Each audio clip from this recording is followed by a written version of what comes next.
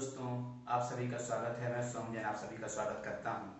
आज हम आधुनिक भारत का इतिहास का पार्ट 5 पढ़ने जा रहे हैं, जिसमें हम मराठा और पेशवा पढ़ रहे थे। मराठा में हम छत्रपति महाराज शिवाजी के बारे में पढ़ रहे थे। कल तक हमने पढ़ लिया था कि 1674 में रायगढ़ के किले में राज्याभिषेक के बाद उन्होंने 2 उपाधियां धारण कर ली थी, एक छत्रपति शिवाजी महाराज की और दूसरी हिंदू बादशाह की। उसके आगे का हम पढ़ते हैं दोस्तों। छत्रपति महाराज शिवाजी में 1674 से 1680 के अभियान के बारे में हम पढ़ते हैं। आइए, सबसे पहले दोस्तों आपको मालूम होगा कि राज्याभिषेक के दौरान उनकी स्वैराबाई को उन्होंने राजमहिषी बनाया। शिवाजी की पत्नी थी स्वैराबाई, उन्होंने उनको राजमहिषी बनाया और सोने एवं तांबे के सिक्के भी उन्होंने अपने शासन में चलाए। साथ में एक नया एरा, नए संवत का शुरुआत की और 10 दिन बाद, राज्याभिषेक के 10 दिन बाद मित्रों, उनकी मां जीजाबाई की मृत्यु हो जाती है। इसके बाद 24 सितंबर 1674 को पहली बार यहाँ पर 1674 जून में हुआ था। इसके बाद सितंबर में उन्होंने दूसरी बार राज्याभिषेक करवाया। और जानकारी मैं आपको दे दूं, काशी के प्रसिद्ध पुरोहित और दूसरी बार राज्याभिषेक काशी के प्रसिद्ध पुरोहित निश्चलपुरी गोस्वामी को तांत्रिक विधि से करवाया। तांत्रिक विधि से निश्चलपुरी गोस्वामी ने दूसरी बार उनका राज्याभिषेक किया। और दोस्तों, उनका अंतिम अभियान, जिसे हम कर्नाटक अभियान के नाम से जानते हैं, जो 1677 से 1678 के बीच हुआ, इसमें उन्होंने जिंजी विजय प्राप्त की और जिंजी को जैसे उन्होंने जीता, उन्होंने जिंजी को अपने दक्षिण की राजधानी बनाया। और दोस्तों, हाँ, कर्नाटक अभियान के दौरान ही 3 अप्रैल 1680 को छत्रपति महाराज शिवाजी की मृत्यु हो जाती है। आइए आगे बढ़ते हैं। छत्रपति शिवाजी महाराज का प्रशासन पढ़ लेते हैं। छत्रपति महाराज शिवाजी के प्रशासन में दोस्तों अष्टप्रधान हुआ करते थे, जो उनकी एक अष्टप्रधान हुआ करते थे। अष्टप्रधान में दोस्तों पेशवा हुआ करते थे, जिन्हें हम प्रधानमंत्री कहते हैं। अमात्य जो राजस्व मंत्री हुआ करते थे। सुमंत जो कि विदेश मंत्री। बाक्य नवीस जिसे हम सूचना मंत्री कहा करते थे। सुरु नवीस जिसे पत्राचार मंत्री कहा करते थे। सरे नौबत जो सेनापति कहलाता था। पंडित राव जो धार्मिक कार्यों का मंत्री हुआ करता था।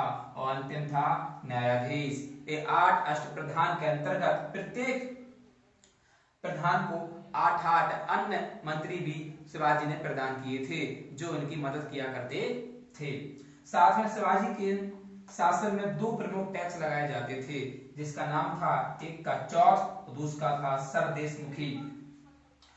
उपज का 1/4 हिस्सा चौथ कहलाता था और आय का 1/10वां हिस्सा सरदेशमुखी कहलाता था।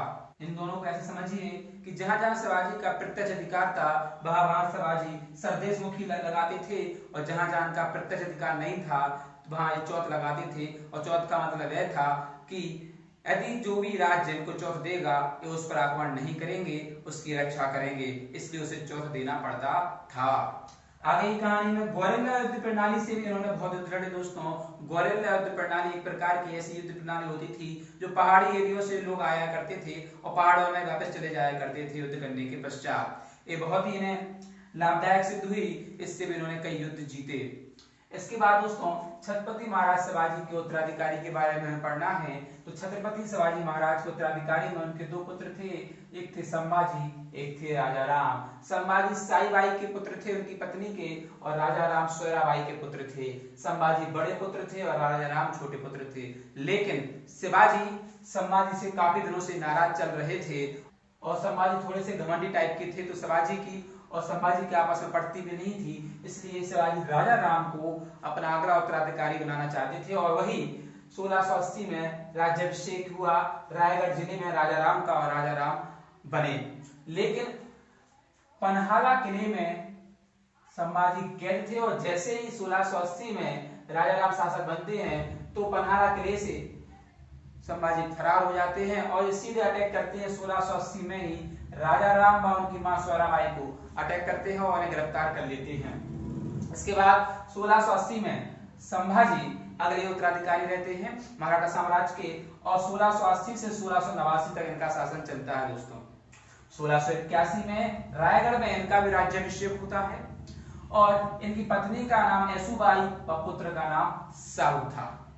आगे पढ़ते हैं 1681 में। इसके बाद 1681 में मोहम्मद अकबर जो औरंगजेब का पुत्र था उसने अपने पिता के प्रति विद्रोह कर दिया और भागकर वह दक्षिण भारत आ गया और दक्षिण भारत में आकर सीधा आया वो संभाजी के पास और संभाजी ने उस मोहम्मद अकबर को शरण दी और करीब करीब इतिहासकार बताते हैं कि वह 8 साल उनकी शरण में रहा। इसके बाद 1682 में औरंगजेब ने दक्षिण भारत का अभियान शुरू कर दिया, दक्षिण भारत जीतने का अभियान शुरू कर दिया और 1686 में बीजापुर और 1687 में गोलकोंडा पर उन्होंने विजय प्राप्त कर ली। 1689 में औरंगजेब और संभाजी के बीच युद्ध होता है जिसमें संभाजी हार जाते हैं और औरंगजेब द्वारा उनकी हत्या कर दी जाती है। साथ में 1689 में मोहम्मद अकबर को आभास हो जाता है कि उनके पिता आक्रमण करने के लिए आ रहे हैं, तो एक जान बचाकर ईरान यानी फारस भाग जाता है और फारस में इसकी मृत्यु हो जाती है। दोस्तों आगे की कहानी शाहू महाराज के बारे में हम अपने अगले पार्ट में पढ़ेंगे। उम्मीद करता हूँ आपको ये पार्ट अच्छा लगा होगा तो मेरे चैनल को लाइक करें, शेयर करें, सब्सक्राइब जरूर करें। Thank you very much.